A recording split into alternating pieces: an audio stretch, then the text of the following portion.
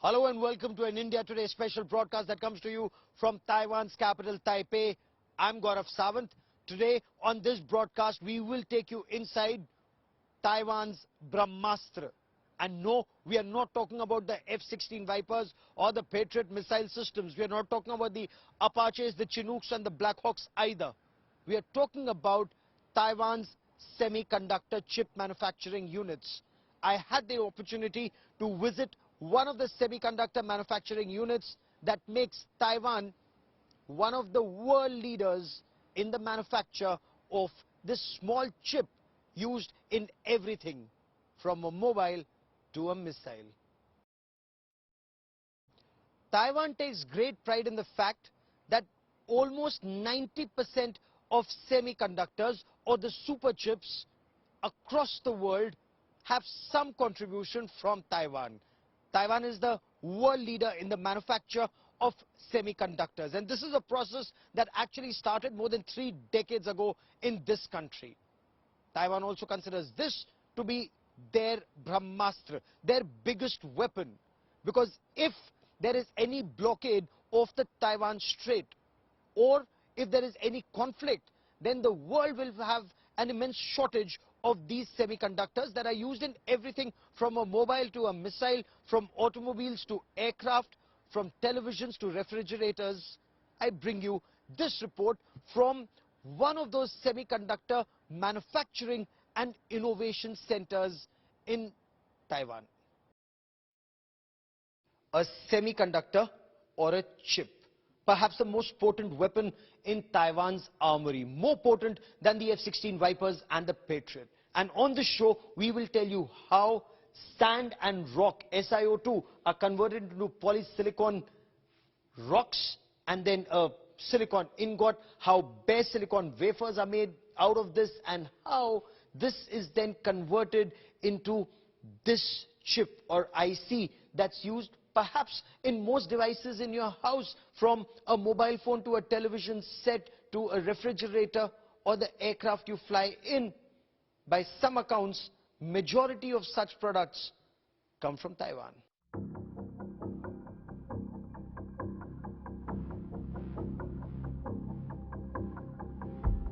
Gaurav Sawant in one of the most secretive manufacturing plants in the world, the center of technology which makes Taiwan one of the biggest soft powers in the world. This is Semiconductor Manufacturing Unit of Micronix International at the Hsinchu Science Park, 80 kilometers from Taipei in Taiwan. Taiwan manufactures over 90% of the most advanced varieties of semiconductor chips in the world. We know this is a high tech, and which requires not only the manpower, the mind, the brain, as well as the infrastructure. So, for example, providing a stable supply of electrical powers, water supply, and everything else. Okay. Other than that, I think the entire supply chain. So, for example, the wafer production, the testing, the assembly. So all the supply chain, that's needs a lot of coherence, cooperation in the industry. So in Taiwan, I think it provides a very provident environment to develop all this. More than 150,000 are employed at this plant. Just 10 miles from Taiwan Strait, where Chinese warships have their guns pointed towards the small island nation. While on the surface everything is calm, there is real fear here of the dragon's aggression. A feeling of nervousness which is spooking electronic majors all across the world. This has led to several countries, including the US and India, to try and shift manufacturing of semiconductors locally to break China's stranglehold around Taiwan. You can barely see this microchip, but this powers perhaps your mobile phone. Microchips or semiconductors like these also power missiles in different countries. So whether it's your television set or your refrigerator set or the car in your house, semiconductors, by some accounts, 90% are manufactured here in Taiwan. If tensions with China increase, the global supply chain will be adversely impacted. And that's the reason Taiwan is reaching out to democracies across the world.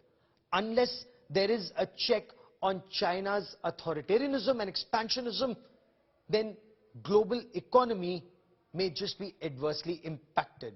It's time to act now, or it may just be too late. With cameraman Sachin Chandok in Taipei, Taiwan, Gaurav Sawant for India Today. Any conflict between Taiwan and China, any conflict in this region would mean that the global supply chain of semiconductors will be adversely impacted, and this will have a direct impact on your wallet and your house, whether it's your mobile phone, or your refrigerator, your laptop, your computer, even your automobile.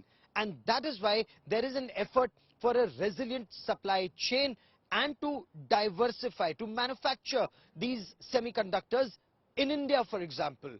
When Nancy Pelosi visited Taiwan, she was hoping to take TSMC, one of the largest manufacturers of these semiconductors, to Arizona in the United States of America.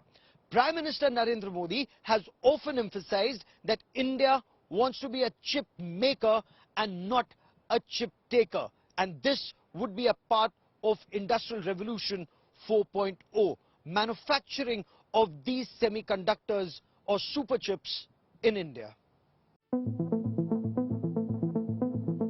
Just as the Indian auto industry was emerging from its worst slowdown ever, there are fears the semiconductor supply crisis could return.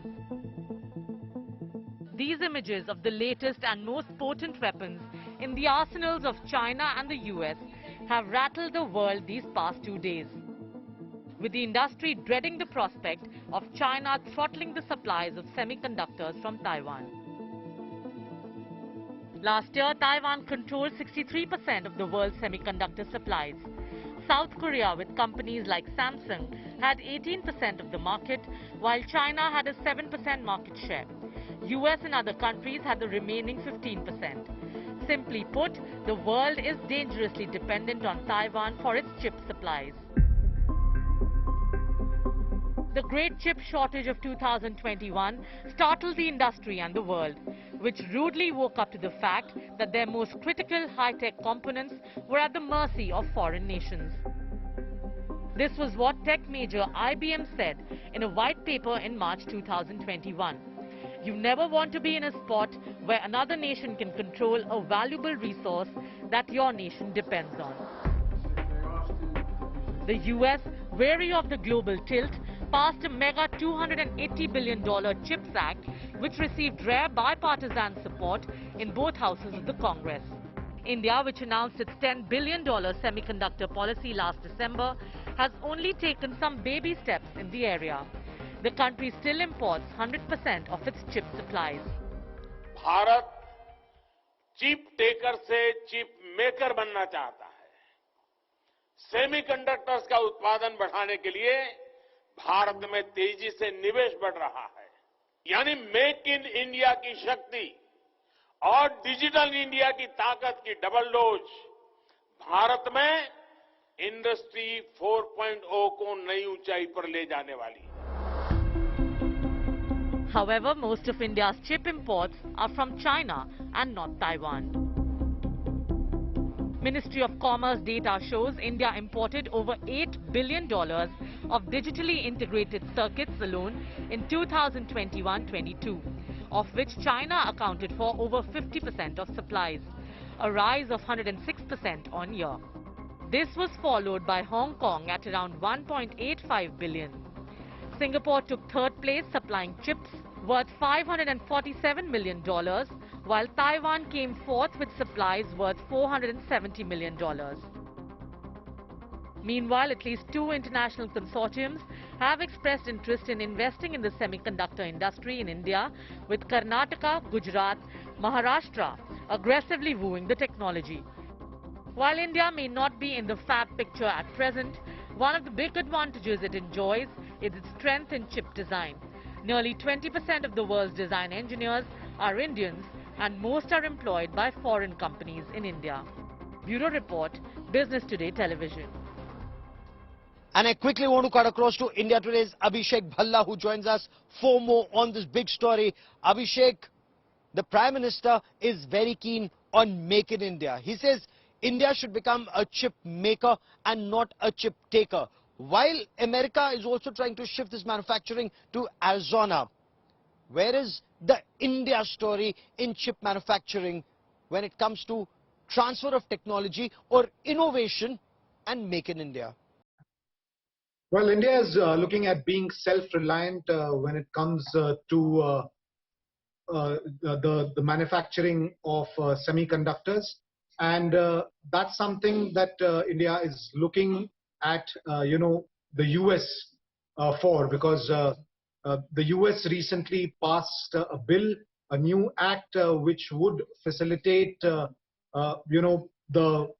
semiconductor industry in India. It will give a big boost to India. And even in the past, earlier this year, Finance Minister Nirmala Sitharaman actually reached out to the semiconductor industry in US, saying that they should come and set up business within India.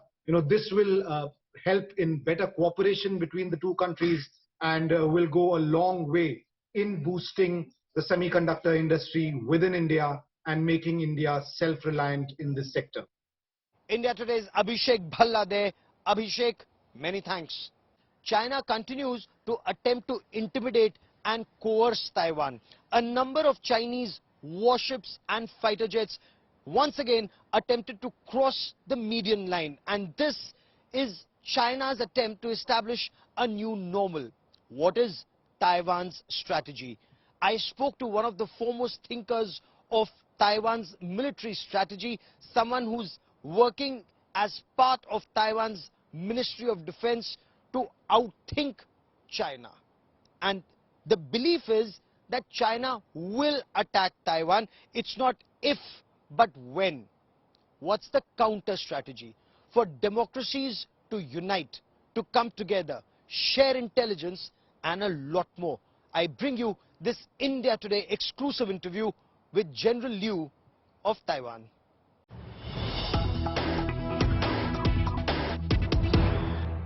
We are at Taiwan's Institute for National Defense and Security Research, and with me is Lieutenant General Liu Techin. General Liu is former Deputy Commander of the Army and the former Commander of the 8th Corps, the Strategic 8th Corps of Taiwan, and he is one of the lead thinkers and policy makers when it comes to what's happening between Taiwan and China. General, many thanks for speaking to us here at India Today. Thank you. General, when we see these war drills that China is doing, the live firing, the aircraft crossing the median line, is this a Chinese war plan, a part of a war plan, ultimately for invasion and occupation of Taiwan? Of course, all kind of military training has their own scenario setting, and I believe we've been facing such a situation for several decades. Well, we understand Chinese People's Liberation Army has never give up any possibility to take over Taiwan militarily. And have China's timelines, in your appreciation, have they shrunk? Initially it was said that China would want, as China puts it, reunification with Taiwan by 2049, 100 years of PRC. But have those timelines shrunk in your view? Well, my personal idea, I believe this is urgent situation, because the timeline might shrunk, but however, the precise timing, I don't know. That's under their own calculation. But when you war game these timelines, would it be as President Xi Jinping looks at his third term as president in the next couple of months, October, November, or by 24, 25, or when they're celebrating 100 years of PLA in 27? Well, Xi Jinping has his own problem internally. For instance, like it's about time about the 20th congressional meeting, and also the 2027 is the 100th anniversary for PLA. For his personal will, I don't know when he will do or what he want to do, but we always prepare the worst. When you speak of internal problems that President Xi Jinping or China as a nation may be facing. Few people understand China better than those who are looking at China very closely in Taiwan. What's your appreciation of the current situation in China internally? Well, very obviously, COVID-19 and the lockdown of so many city area, that's one of their problem. And also the aging population, and also it doesn't seem to me that China has many good neighboring country. Which is true. So they do have problems internally. To focus attention away from internal problems, would Taiwan be a way out for President Xi Jinping, or is Taiwan very difficult, not a low-hanging fruit? Well, according to the history, the Chinese communists always will try to reflect the people's focus away by doing something in far away in different area, and so to stabilize their internal problem. I now want to cut across to India Today's Shiv Arur for more on this big story. Shiv, the general is very clear. Given the difference in the size, economy, the geographical size and the military size of Taiwan and China, the general is absolutely right. Democracies need to come together. But tell me more about forward movement on intelligence sharing and even military drills. Well, Gaurav, Taiwan is one small little island. India is one big country. But Taiwan is absolutely right when it says that the nature of the threat, that both face, has a lot in common. An expansionist China, a China that has a campaign of intimidation, has deployed in a large way and continues to play, both military and psychological mind games. But that aside, I think what Taiwan is stressing, and I think which has become, an underpinning of many relationships that India has with other countries, is that democracies need to come together, on the canvas of intelligence and information sharing, especially for two entities like India and Taiwan, that share common threats, which is China. The fact is China has common policies as far as occupying territory is concerned. They've got common policies as far as expansion is concerned, and I think it's of great concern to Taiwan that they find some kind of common ground with India as far as information and intelligence sharing is concerned, in a way that it becomes in some way actionable. That may actually be a long way off, but remember that India already has very close information and intelligence sharing ties with the United States, with other countries, in that region. The exercise Pitch Black is happening right now with many of the countries participating there. India already has intelligence and information sharing, arrangements and protocols. Therefore, can it actually expand to Taiwan? Can there be military exercises between India and Taiwan? Can there actually be information and intelligence sharing on a military-to-military level between both countries? And will that be useful to both Taiwan and India? Is a very crucial question that I think both the people of India and Taiwan will need to ask. India Today's Shiv Arur there. Shiv, many thanks. Nowhere is China's threat so apparent as it is in the Kinmen Island, barely 10 kilometers away from mainland China, and in some instances less than 2 kilometers away. India Today was the first and the only Indian television channel on ground zero in Kinmen Island. There is apprehension, there is fear, but there is also this quiet resolve that Kinmen will not bend over. Kinmen will not go down on its knees. The people say they are Taiwanese and they will fight, but their hope is peace and better sense will prevail. I bring you this India Today exclusive ground report.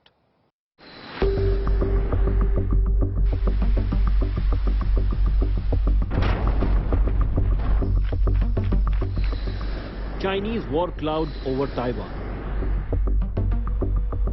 Chinese warships and jets continue to encircle the island. China warships can now be seen close to Kinmen Islands, which are governed by Taiwan and are just 10 kilometers away from the Chinese mainland. India Today reached Taiwanese tunnels built in 1940s to help the island in an armed conflict. The serpentine tunnels are still in use by military, apart from serving as tourism spot. If China made the Great Wall, Taiwan made a series of such tunnels right from 1949 onwards. And there is a maze of such tunnels here at the Kinmen Island. Some for tourism purposes today, others still for military use. And this place becomes extremely critical because China, mainland China, is barely 1800 meters from where we are at this point of time in this tunnel. India Today's Gaurav Sawant, the only reporter at Kinmen Island, had a special conversation with Senator Tung Senpao, Senator of Kinmen Island.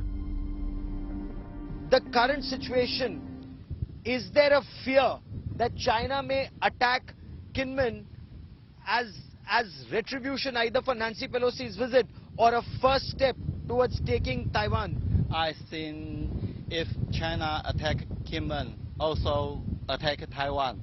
Yeah, I think. So it's not just Kinmen. If China were to attack, China would attack both Kinmen and Matsu and perhaps main Taiwan. Yeah, the Taiwan, Matsu, Penghu, Kinmen will all attack. Yeah. All attack simultaneously. Yeah. The situation on the ground is grim, making the Taiwanese people worried. There was a tension in between China and America. Kinmen gets very nervous. We have lots of military drills that took place over the past month, over the past couple of weeks. And yeah, it's been on the news quite often. The dragon is breathing fire and trying to arm twist the island. But Taiwan, which has been intimidated for decades, isn't holding back on sending out a strong message, replying to Chinese military drills with its own war games, sending fighter jets in the air and holding commando exercises on the land, showing China that if war nightmare turns into reality, it is capable of giving the dragon a bloody nose. With Gaurav Sawant in Taipei, Taiwan, Bureau Report, India Today.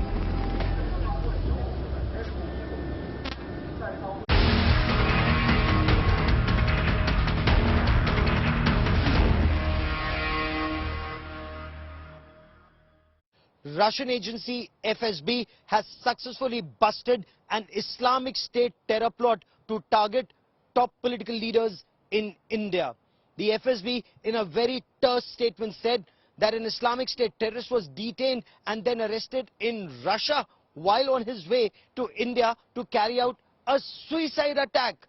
The information was that this terrorist was being tracked while he was still in Turkey, a part of a module of 15 people. Their aim was to reach India and carry out a high-profile suicide attack. India Today's Geeta Mohan gets us more on this extremely grave story.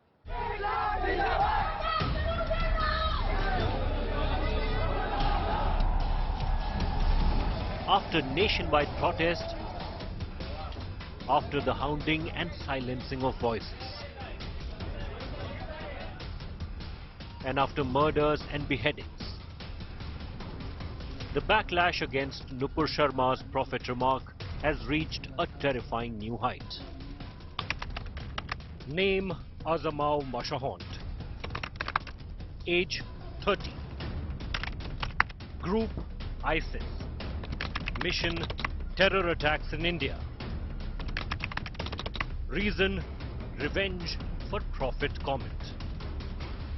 Meet this ISIS suicide bomber, intercepted and detained in Russia just before he departed for India to carry out his first terror strike, a human bomb attack on Indian soil as revenge for Nupur Sharma's prophet comments.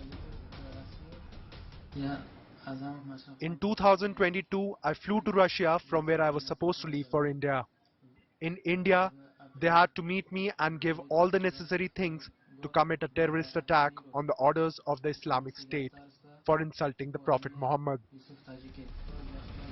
Russia says that this man was all set to target an Indian political leader But what do we know about this terrorist?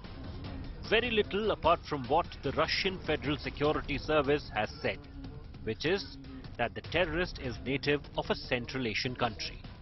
But most startlingly, in a video released by the Russian government, the terrorist can be heard admitting that he was supposed to take revenge in India for insulting the Prophet. I became a member of ISIS and was being prepared in Turkey. I flew to Russia from where I was flown to India. In India, there was a meeting scheduled during which I was to receive everything to commit an attack.